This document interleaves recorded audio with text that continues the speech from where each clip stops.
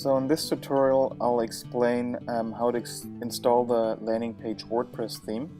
And let's assume you've already installed WordPress on the place where you want to have the theme. So you'll just go to that place, you log in, and then you go to Appearance and you go to install new themes or install themes. You go to upload, and then you just pick wherever you saved the file. You pick the zip file, open it, and install it from there. You activate it. Once you've activated it, you head over to the left side and click the plugin button. You add a new plugin, and same, you upload it, choose file, find the right file where you've saved the plugin. So you get these two plugins that we want to install. One is the dynamic header, and the other one is removing comments and the admin bar. So you find the first plugin, you install it, upload it,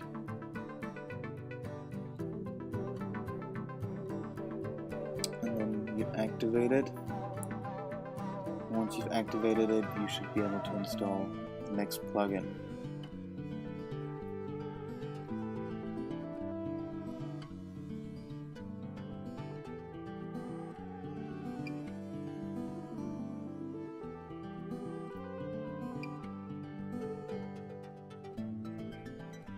Great, so now we'll have a look what the site looks like. Alright, so we can see where we're going, so that's on the right track. So we'll go back and actually look at the dynamic header plugin, and as you can see there's a red bar which is telling us that something's not right, namely that there is a folder where the header should be that is not existent. So we'll have to go into the backend where we're hosting our website and add this folder. So I'm hosting my website with Just Host, so wherever you're hosting your website, you'll have to go there in the backend, log in, and this is how my backend looks like, and yours should hopefully look similar.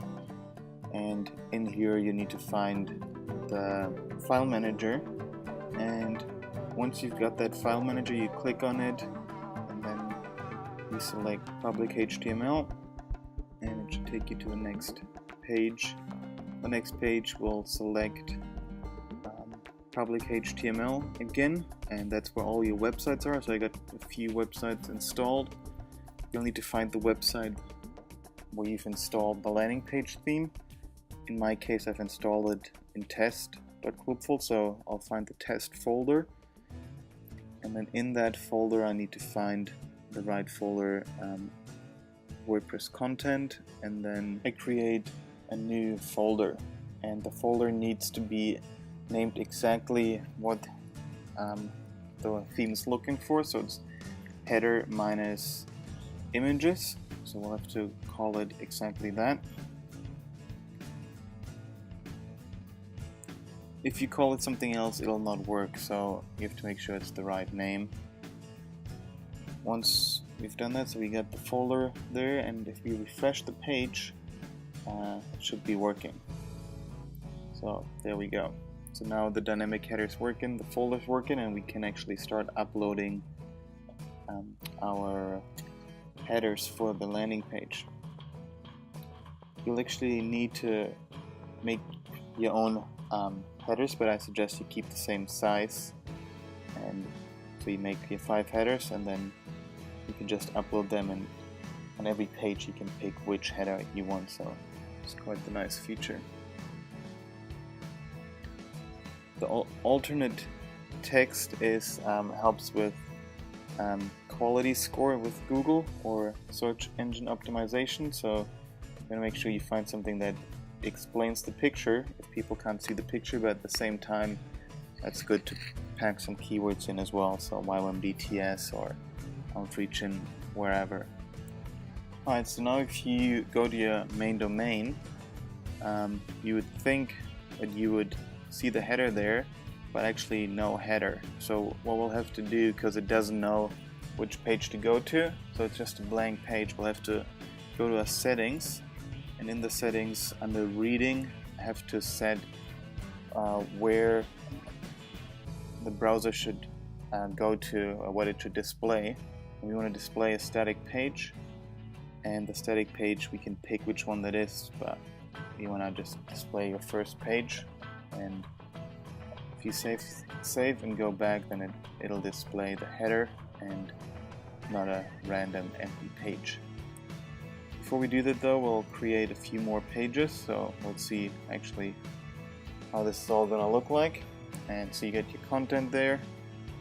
Down there you can pick your header, and if you have multiple headers in there you can pick and choose. You get only one header in there, but if you let's upload a few more headers. So we'll go back to the header section, add new headers, choose your file, upload the file, give it a name, explain it a bit.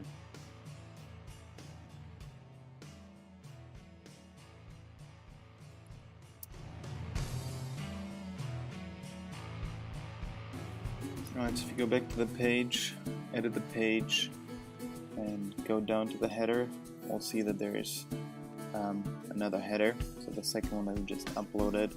If you upload 5 headers, you can pick from 5. Upload 10, pick from 10. But whatever you do, you can't have more than 5 pages. So we just added just go ahead and add an image to our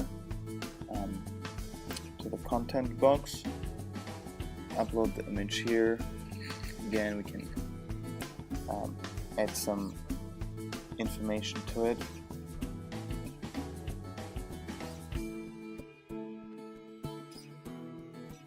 Just a tip on the side, if you have a keyword that would be YWAM, so you want to stack some YWAM keywords in there, so YWAM BTS, YWAM Outreach Team, YWAM Speaker, whatever, so it'll give you a good quality score with Google if you do that.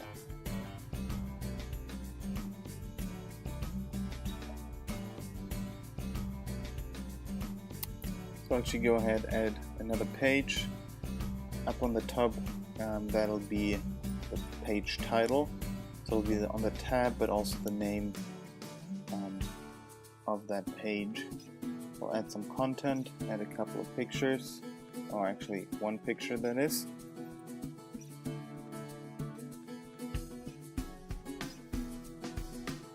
And then on the right here under order, which is pretty straightforward, what order the pages are being displayed in. So 1 to 5, 1 is the first one to the left and 5 is the one to the right.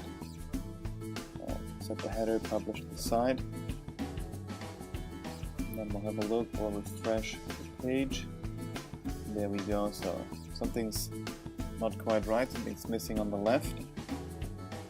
So, which is the contact form, so we're gonna set the contact form. We'll do that under the widgets, so we go to the appearance, widgets, and then widget and sidebar 2. We'll add a HTML or text box.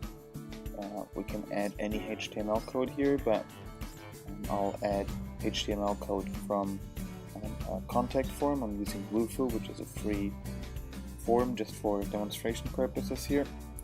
Just grab the code, copy and paste it, save it, and if we go back, we'll see that there's a contact form on the left. So it's made, you have to put a contact form in because you want people to contact you, right?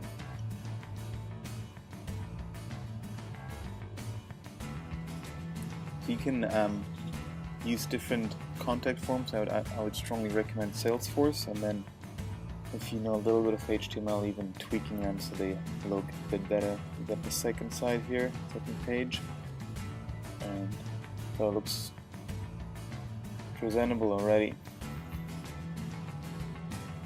We'll go ahead and just add a few more pages. So add the page and the order that we want them to appear in.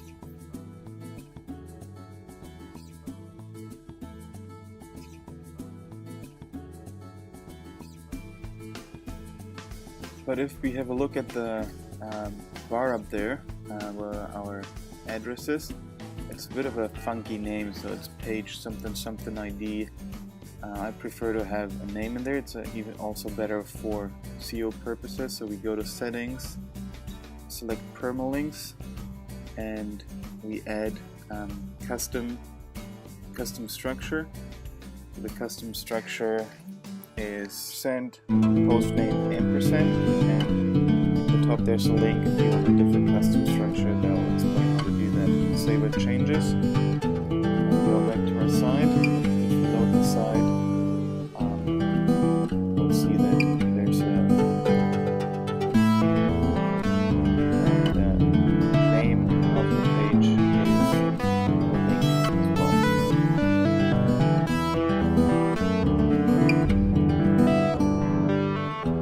Alright, so we're almost there. This last part I'll show you how to place the logo. In order to do that, you have to go back into the backend where it's close to your site. Go to public HTML again in the file manager and find your file. So mine is the test file. Double click on the test folder, then double click the WordPress content folder. Then see the themes folder, Landingpage theme folder, the image folder. Here you have to find the logo.png file, which is the logo of the website. Two options: you can delete the file, or you can rename it. So rename it. So you can add to it if you need to.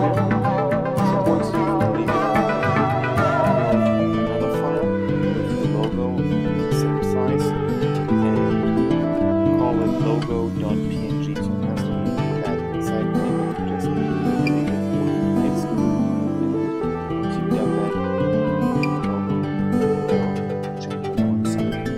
Alright, so that's it for this tutorial. I hope it all makes sense. I'll give